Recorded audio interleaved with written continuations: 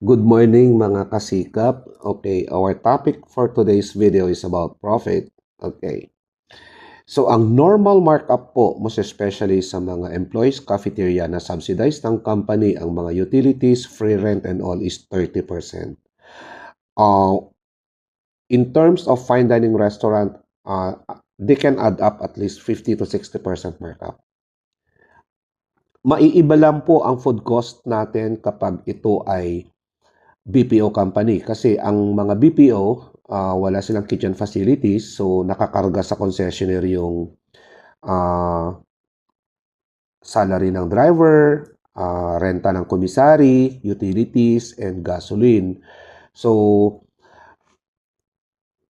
kapag on-site cooking kasi pwede mong ibigay ng at least 20% markup, pero kung food transfer ka baka mahirapan kang makabawi. Dapat ang tao natin multitasking, no? So, ang ratio dapat niyan is 100:1. So, like for example, 500 employees, dapat ang canteen personnel at least 6. Kung 1,000 employees, at least 10. Kapag 1,500, at least 12. Pero iba ang kalakaran ngayon. Yung 500 employees, nagiging 10 yung tauhan nila. Yung 1,000, 16.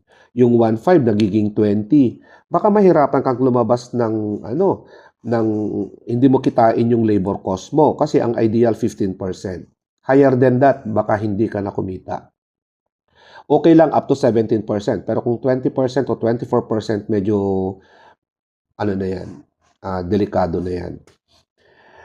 Price increase, katulad ngayon, uso ang bagyo, nagmahal lahat ang mga gulay, hindi naman kayo makakahingi ng price adjustment anytime.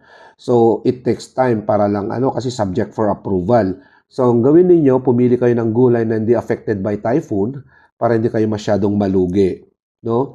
Kasi hindi naman nila aaprubahan kaagad yung yung price increase kahit pa yan bumagyo, bumaha, apektado ang transportasyon and all, hindi rin naman nila i-approve kagad yan unless justifiable.